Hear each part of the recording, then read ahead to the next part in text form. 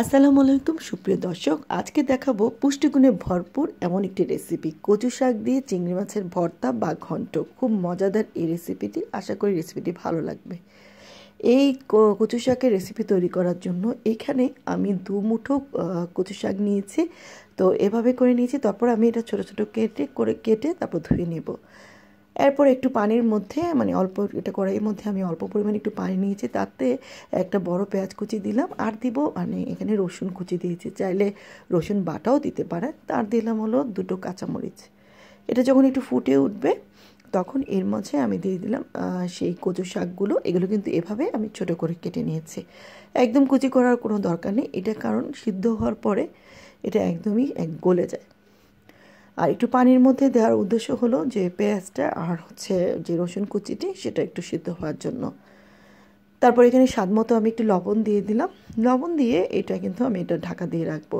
আর এটা যখন এতগুলো দেখা যাচ্ছে কচু শাক, এগুলো কিন্তু পরে কমে যায়। এই যে দেখেন 5 মিনিট পরে আমি দেখলাম যে আমার এখানে যে কচু শাকগুলো সেগুলো কিন্তু কমে গিয়েছে। তারপর 2টো তেজপাতা আমি একটু কেটে দিলাম, একটু ভালো ঘ্রাণ আসার জন্য।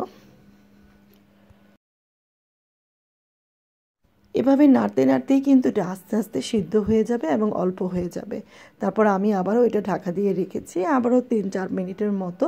তো আমি মাঝখানে কিন্তু আবার ঢাকা দিয়ে রেখেছিলাম। তো 5-6 মিনিটের পরে দেখি আমার এটা কিন্তু পানিটা কিন্তু কমে আসছে, আর কচু শাকটা কিন্তু সিদ্ধ হয়ে গেছে। আমার এই যে কাঠের খুন্তিটা দিয়ে নাড়তে নাড়তেই কিন্তু, বা এটা দিয়ে আমি যখন চাপ দিব তখন কিন্তু এই কচু শাকটা কিন্তু সুন্দর ভর্তা হয়ে যায়। আর কচু শাকে কিন্তু ভালো করে সিদ্ধ না করলে কিন্তু কচু শাকটা গলায় চুলকায় বা খেতে ভালো লাগে না। তাই একটু এর মধ্যেই কিন্তু আমার যে এক্সট্রা পানিগুলো আমার নাড়তে নাড়তে কিন্তু শুকিয়ে যাবে, আর কচু শাকের মধ্যে কোনো পানিও থাকবে না, আর ভর্তাও হয়ে যাবে। এরকম আমি নাড়তে নাড়তেই দেখেন কচু শাকের মধ্যে কোনো কিন্তু পানিও নেই, আর কচু শাকগুলো সুন্দর ভর্তা হয়ে গিয়েছে। তারপরে আমি আরেকটু শুকাবো, এটার মধ্যে যেন কোনো এক্সট্রা পানি না থাকে। এভাবে নাড়তে নাড়তে যখন একটু লেগে আসবে তখন বুঝবো যে আমার কচু শাকটা হয়ে গিয়েছে। তারপর আমি এটা বাগার দিতে নিয়ে যাব। এখন একটা পাত্রে আমি বাগার দেওয়ার জন্য 1/3 কাপ পরিমাণ তেল দিলাম। তার মধ্যে একটা বড় পেঁয়াজ কুচি করে দিয়েছি, আর দেব 2-3টে রসুন এভাবে একটু থেতে করে বা কুচি করে নিয়েছি। এরপর একটু ভেজে নিচ্ছি। তারপর এর মাঝে আমি একটা কাঁচামরিচ কেটে দিলাম একটু ঝালের জন্য। তারপর আমি এর মাঝে দিয়ে দেবো কুচো চিংড়ি। এখানে পরিমাণ মতো আমি কুচো চিংড়ি দিয়ে দিলাম, এগুলো আমি ভালো করে বেছে নিয়েছি, শক্ত কোনো জিনিস নাই। তারপর এটার মধ্যে দিয়ে দিলাম সামান্য একটু হলুদ দিলাম, একটু রঙটা ভালো আসার জন্য। তারপর চিংড়ি মাছ, পেঁয়াজ, রসুন আর কাঁচামরিচ একটু ভালো করে নেড়ে একটু ভেজে নিচ্ছি। আর চিংড়ি মাছটা সিদ্ধ হওয়ার জন্য চাইলে কিন্তু একটু পানি দিতে পারেন। তো আমি একটু সামান্য পানি দিয়েছি যেন একটু সিদ্ধ হওয়ার জন্য। এখানে সামান্য পরিমাণ পানি দিয়ে আমি একটু চিংড়ি মাছটা সিদ্ধ করে তারপর একটু ভেজে নিচ্ছি। তো চিংড়ি মাছটা ভাজা ভাজা হয়ে যাওয়ার পরে তাতে আমি সিদ্ধ করে রাখা কচু শাকটা দিয়ে দিলাম। এখানে কচু শাক যেহেতু ভর্তা করে আছে, তারপর আমি এই চিংড়ি মাছের সাথে ভালো করে মিশিয়ে নিচ্ছি।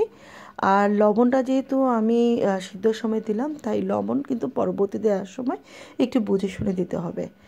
তো আমি একটু চেক করে নিয়েছি আমার লবণটা ঠিক আছে। তারপর কচু শাকের সাথে চিংড়ি মাছটা ভালো করে মিশিয়ে নিয়ে একটা একদম ভালো করে নাড়তে নাড়তে যখন ওই প্যানের গা থেকে ওটা উঠে আসবে তখন বুঝবো যে আমাদের কচুর ঘন্ট বা কচু শাকের ভর্তাটা কিন্তু হয়ে যাবে। অসম্ভব মজার কিন্তু এই কচু শাকের ভর্তাটা। এটা যদি বাসায় তৈরি করে না খান তাহলে কিন্তু বুঝতেই পারবেন না এটা খেতে এত বেশি ভালো হয়েছে। এটাতে এভাবে রান্না করলে কিন্তু একটু গলায় ধরবে না, গলা চুলকাবে না। আশা করি আজকের রেসিপিটি আপনাদের কাছে ভালো লেগেছে। ভালো লাগলে লাইক দিবেন, কমেন্ট করবেন। সবাই ভালো থাকবেন। আবার হাজির হব। আল্লাহ হাফেজ।